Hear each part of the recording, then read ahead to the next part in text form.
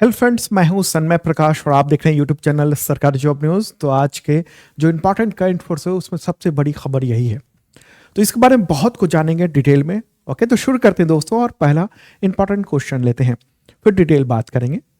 भारत और अमेरिका के बीच में ट्रेड डील पर सहमति बनी। इसके तहत भारतीय सामान पर अमेरिका में कितना टैरिफ लगेगा? क्या होगा आंसर? इसका आंसर होगा 18%। भारत जो सामान अमेरिका में भेजेगा उस पर 18% लगेगा। अभी कितना लग रहा है? अभी 50% लग रहा है, 50% लग रहा है। ठीक है, 25% तो टैरिफ है और 25% जुर्माना है। वो इस बिना पर, इस नाम पर कि हमने भारत ने यानी रूस से भारत ने जो तेल इंपोर्ट किया उसकी वजह से जुर्माना लगाया था अमेरिका ने। ठीक है, तो टोटल अभी 50% है, ये कम हो गई 18 यानी 18% पर आएगा। अब सवाल एक और कि भारत अमेरिका के बीच में ट्रेड डील के तहत डोनाल्ड ट्रंप के अनुसार अमेरिकी निर्यात पर भारत में कितना टैरिफ लगेगा? आंसर क्या होगा? 0%। वहां का सामान भारत आएगा 0%, कोई टैक्स टैरिफ नहीं लगेगा। यहां का सामान वहां जाएगा तो 18% टैरिफ लगेगा। ये जो है ना वो ट्रेड डील में फाइनल हुई है बात। तो आखिरकार महीनों चले व्यापार समझौते पर बातचीत, तनाव, टेंशन बहुत सारा हुआ और आखिरकार 2 फरवरी को सहमति बन गई। भारतीय प्रधानमंत्री नरेंद्र मोदी और अमेरिकी राष्ट्रपति डोनाल्ड ट्रंप के बीच में फोन पर बात हुई। पहले से सब कुछ लगभग तय हो चुका था और उसका फिर घोषणा की गई अमेरिका के द्वारा ही। ट्रंप ने ही यह घोषणा की। ट्रंप ने अपने सोशल मीडिया के जरिए, हैंडल के जरिए, कि अमेरिका ने भारत पर टैरिफ घटाकर 18% कर दिया है।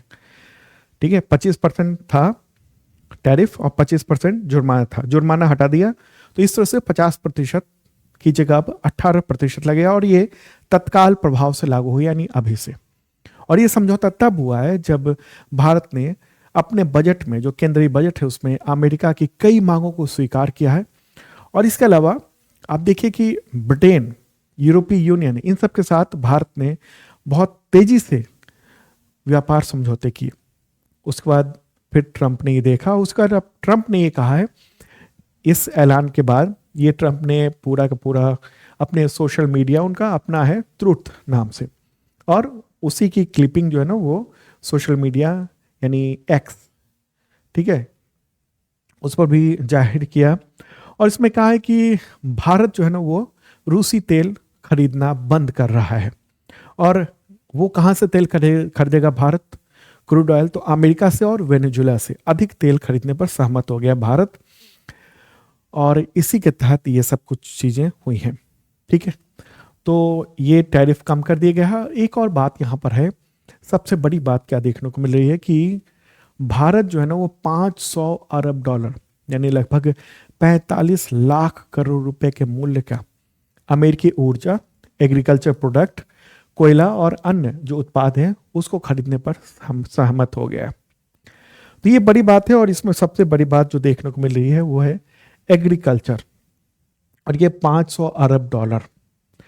भारत का बजट क्या है? 53 लाख समथिंग है, मैंने कल ही बताया था बजट डिटेल में आपको। और लगभग 80% उसका जो है ना वो हमें खरीदना होगा अमेरिका से। मतलब सरकार नहीं खरीदेगी, मतलब बहुत सारी चीजें होंगी, जैसे ऑयल है तो ऑयल कंपनियां खरीदेंगे, वो बजट में शामिल नहीं होता है। मतलब मैं एक आंकड़ा बता रहा हूं आपको। क्लियर होगी बात? अब इस पूरे मुद्दे पर प्राइम मिनिस्टर नरेंद्र मोदी ने क्या कहा? बहुत सारी बातें तो ट्रंप ने कह दी है, प्राइम मिनिस्टर नरेंद्र मोदी ने सीमित बातें कही हैं।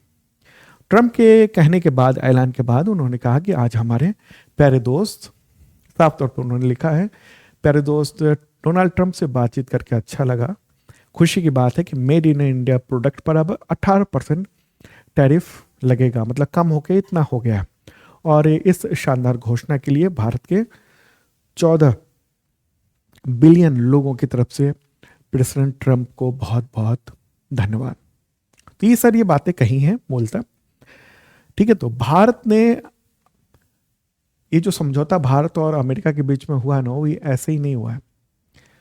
राष्ट्रीय, अंतर्राष्ट्रीय बहुत सारे जियो पॉलिटिक्स हुए हैं, उसके बाद ये स्थिति पहुंची है। बहुत सारी बातें भारत को माननी पड़ी है अमेरिका की। ठीक है, तो ये व्यापारिक संबंधों में बहुत महत्वपूर्ण बदलाव हुआ है। आप देखिए कि कच्चे तेल का आयात भारत ने बहुत ज़्यादा बढ़ा दिया अमेरिका से। लगभग टोटल जो हमें ज़रूरत है ना कच्चे तेल की, उसका 10% हम अमेरिका से अब लेने लगे हैं। भारत ने एलपीजी का समझौता किया है उससे, और भारतीय जो सार्वजनिक यानी सरकारी जो कंपनियां हैं, रिफाइनरी हैं, वो सब अमेरिका से पूरा 1 साल तक लगातार एलपीजी इंपोर्ट करेंगे। भारत ने एक शांति बिल भी पास किया है, विधेयक भी पास किया, वो कानून बन चुका है, sustainable harnessing and advancement of nuclear energy for transforming India. ये न्यूक्लियर एनर्जी को लेकर की प्राइवेट कंपनियों को उसमें शामिल किया जाएगा।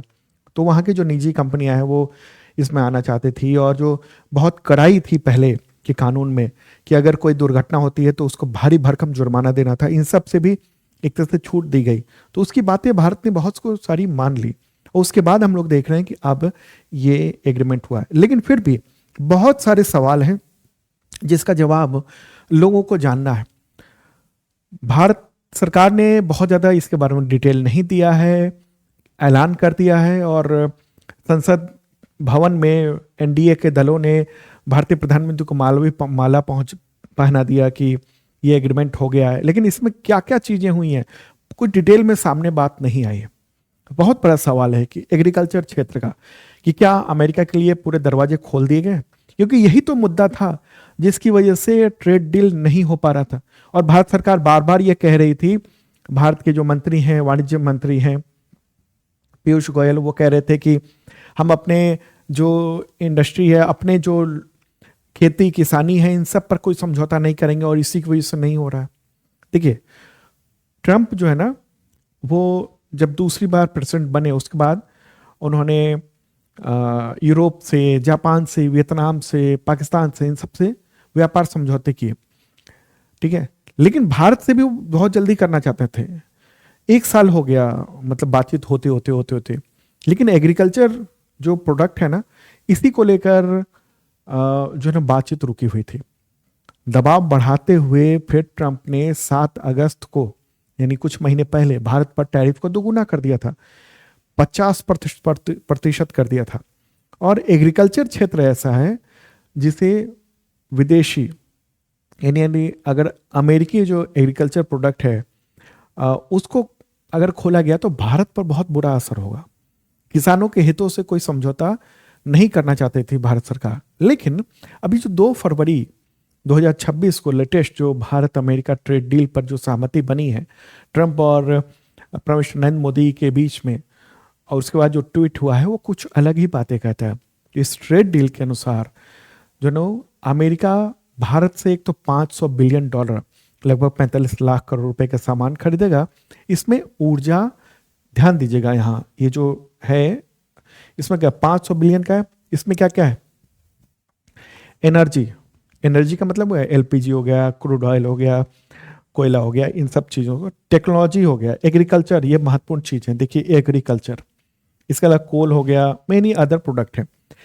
इसी को लेकर भारत में सवाल उठ रहे हैं, अमेरिका ने भारत से कितना और कौन कौन सामान खरीदने का वादा किया है, और भारत ने कितना सामान अमेरिका से खरीदने का वादा किया है। अभी इस पर कोई साफ बातचीत, मतलब कुछ क्लियर है अभी तक है नहीं, जब तक मैं ये वीडियो आपको प्रेजेंट कर रहा हूं, ठीक है। तो ये है। अब इसी बीच में एक ट्वीट आया है, वहां के जो एग्रीकल्चर सेक्रेटरी हैं, यानी वहां सेक्रेटरी कहा जाता है, जो मंत्री होते हैं ना उनको सेक्रेटरी कहा जाता है। भारत की तरह सिस्टम नहीं है, ठीक है। यहाँ सचिव होता है अलग, और मतलब वो जो मंत्री के अंडर में होता है, वहां पर सेक्रेटरी होता है, मंत्री को ही सेक्रेटरी कहते हैं, सचिव कहते हैं। तो उसका एक ट्वीट है, आप ये देखिए, ये वाला, इसको थोड़ा बड़ा करके मैं दिखा रहा हूँ यहाँ पर। तो वहाँ के जो कृषि मंत्री हैं उनका दावा है कि अमेरिकी एग्रीकल्चर प्रोडक्ट के लिए भी डील हो चुकी है, और उन्होंने ट्रंप को धन्यवाद देते हुए, थैंक्स कहते हुए ट्वीट किया क्या, कि नई जो यूएस इंडिया डील हुई है तो उससे भारत के बड़े मार्केट में ज़्यादा अमेरिकी खेती के प्रोडक्ट एक्सपोर्ट होंगे, यानी भारत आएंगे, और इससे कीमतें बढ़ेंगी, और जो ग्रामीण अमेरिका है उसके पास कैश आएगा। एक और इसमें खास बात बताई गई है कि 2024 में 1.3 बिलियन घाटा था वहां पर अमेरिका में खेती का, और भारत में जब एग्रीकल्चर प्रोडक्ट वहाँ के यहाँ आएंगे तो उससे अमेरिका का जो एग्रीकल्चर जो घाटा है वो दूर करने में मदद मिलेगी। वो भारत के भरोसे बैठा हुआ है। और बताऊं कि अमेरिका जो है ना अपने एग्रीकल्चर प्रोडक्ट पर या खेती किसानी पर बहुत सब्सिडी देता है। उसकी वजह से उसके जो सामान है वो सस्ते हो जाएंगे और भारत में उसको डंप किया जाएगा और भारतीय जो कृषि है वो स्थिति खराब होने की आशंका है। लेकिन फिर भी अभी इंतजार बना हुआ है कि भारत क्या कह रहा है।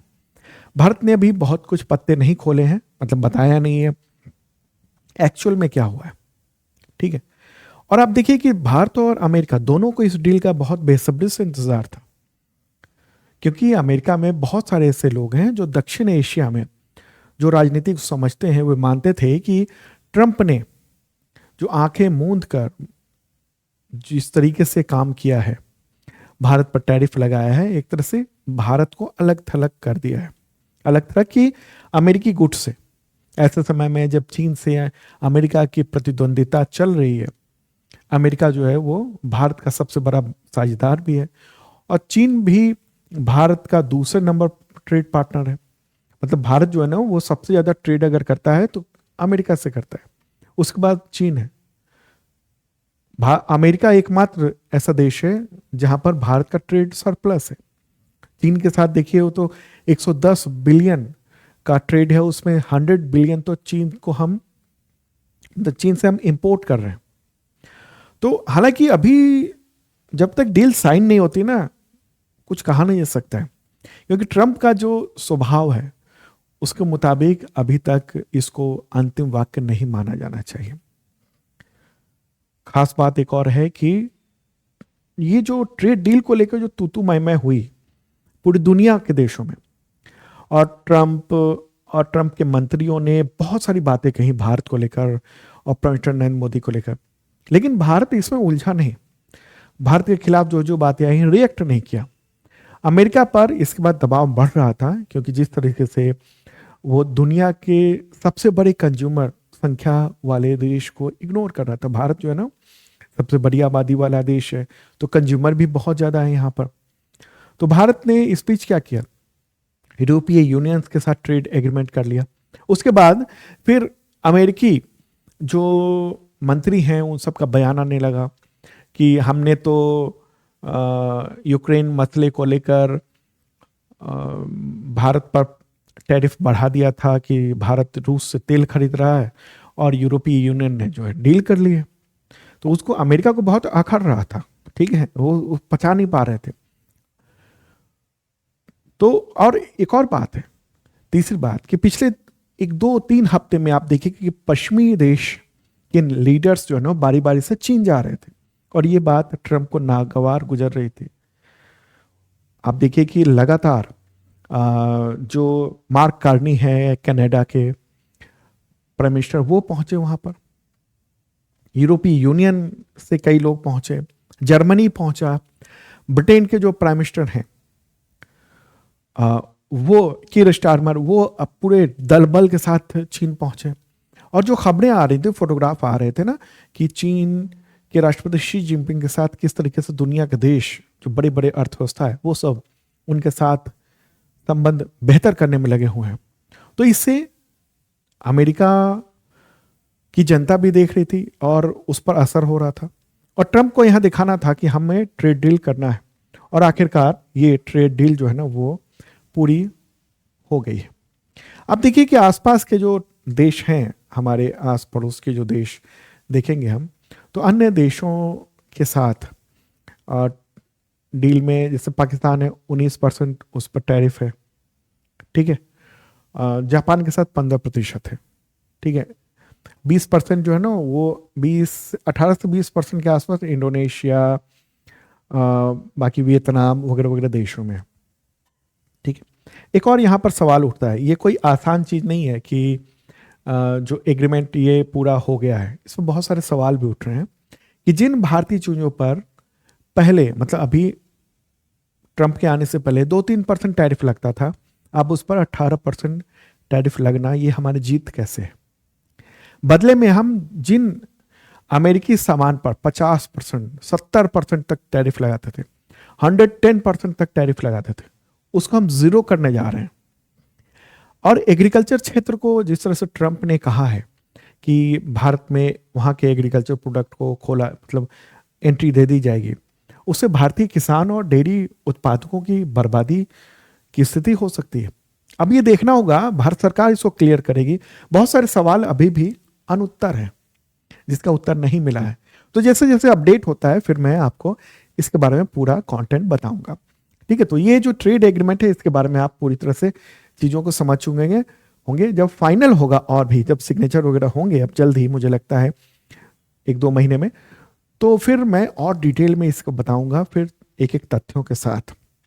अभी जो ऊपरी ऊपरी तौर पर जो बातें आई हैं वो सब मैंने आपको क्लियर कर दी। ठीक है, चलिए आगे बढ़ते हैं और अगला जो प्रश्न लेते हैं। उससे पहले आपको बताऊं कि इसका जो पीडीएफ है ना, जो भी मैंने बोला है, वो अवेलेबल है शार्प लर्निंग ऐप पर। ये ऐप अगर आपने डाउनलोड नहीं किया है तो ज़रूर कर लीजिएगा। और वहाँ पर करंट अफेयर्स की तैयारी शानदार होती है। और एक मेंबरशिप प्लान है आईएसपीसीएस का, दूसरा है बेसिक मेंबरशिप प्लान। और इसमें दोनों में क्या होता है ना कि पिछले 2 सालों के कंटेंट मिलते हैं, करंट अफेयर्स के टेस्ट, वीडियो, पीडीएफ, और अगले 1 साल तक आपको अपडेट मिलता रहेगा। ठीक है, तो आप जांच सकते हैं, देख सकते हैं कि आपके करंट अफेयर्स की तैयारी कैसे चल रही है। तो आप जरूर ज्वाइन कीजिएगा ये बैच और ये शार्प लर्निंग ऐप पर। चलिए आगे बढ़ते हैं, अगला क्वेश्चन लेते हैं, महत्वपूर्ण है। लेकिन उससे पहले अगर आपने इस चैनल को सब्सक्राइब नहीं किया तो ज़रूर कर लें। अभी क्लिक करिए बटन सब्सक्राइब का और बेल आइकन पे ऑल वाला बटन दबाइएगा ताकि नोटिफिकेशन आपको वक्त पे मिले। अगला क्वेश्चन महत्वपूर्ण। सुप्रीम कोर्ट ने शैक्षणिक संस्थानों में, यानी खासतौर पर स्कूलों में, मासिक धर्म स्वास्थ्य का अधिकार और मासिक धर्म स्वच्छता प्रबंधन उपायों तक पहुंच को संविधान के किस अनुच्छेद के तहत जीवन और गरिमा के मौलिक अधिकार का हिस्सा बताया है? किस अनुच्छेद होगा यहां पर? आंसर क्या होगा, इनमें से कौन सा है सही आंसर? क्या होगा? अनुच्छेद 21, आर्टिकल 21। और ये न्यूज भी आप देख रहे हैं द हिंदू में। सुप्रीम कोर्ट ने ये 30 जनवरी को ये आदेश जारी किया है। उसके बाद फिर जो डिटेल आने में थोड़ा टाइम लग गया, 1-2 दिन लगे। तो जस्टिस जेबी पादरीवाला और जस्टिस आर महादेवन, उनकी पीठ ने सभी राज्यों और केंद्र शासित प्रदेशों को निर्देश जारी किया। और सुप्रीम कोर्ट के इस फैसले के बाद अब मुफ्त में सैनिटरी पैड्स प्राप्त करना छात्राओं का संवैधानिक अधिकार बन गया। अब देश के सभी जो सरकारी और प्राइवेट स्कूल हैं वहां पर क्लास 6 से लेकर 12th तक की जो छात्राएं हैं उनको फ्री में बायोडिग्रेडेबल सैनिटरी पैड्स वो दिए जाएंगे, बायोडिग्रेडेबल, और अलग टॉयलेट की व्यवस्था करनी होगी। ऐसा नहीं है कि छात्र और छात्रा, मेल और फीमेल के लिए एक ही टॉयलेट हो, ऐसा नहीं है। अगर स्कूल ऐसा नहीं करते हैं तो उन पर सख्त कार्रवाई की जाएगी। सख्त कार्रवाई में उनकी मान्यता छीन लेना, यहां तक का भी कदम उठाया जा सकता है, ऐसा सुप्रीम कोर्ट का कहना है। और सबसे बड़ा असर इसका प्राइवेट स्कूलों पर पड़ेगा। उनको फ्री में ये सुविधाएं देनी हो पड़ेंगी और नज़रअंदाज नहीं किया जा सकता है। ठीक है, ये है। अब सवाल ये होगा कि अनुच्छेद 21 क्या है? भारतीय संविधान का अनुच्छेद 21 जो है ना, वो सबसे महत्वपूर्ण मौलिक अधिकारों में से एक है। मौलिक अधिकार से रिलेटेड कई सारे ये जो अनुच्छेद है ना, ये सब मौलिक अधिकारों से जुड़े हुए हैं। लेकिन अनुच्छेद जो 21 है वो क्या कहता है?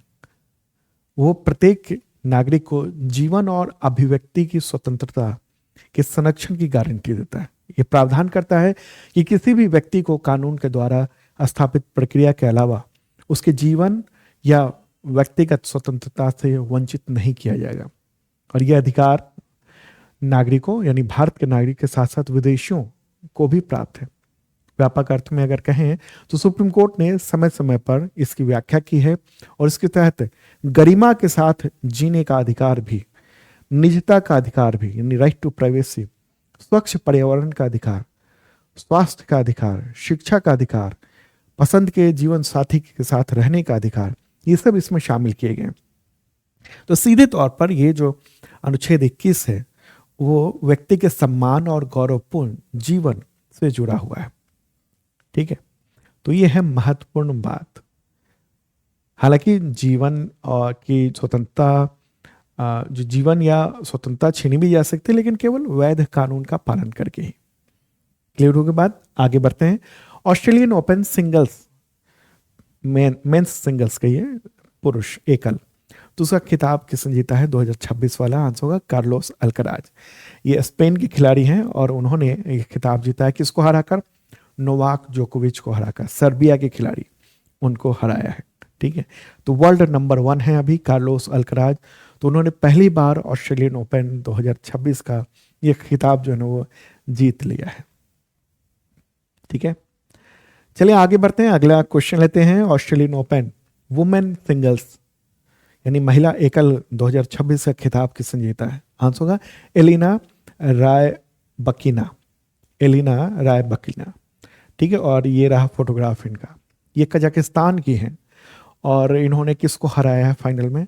आरेना सबालेंका, बेलारूस की खिलाड़ी, उनको हराकर कजाकिस्तान की एलिना ने जीत हासिल की है।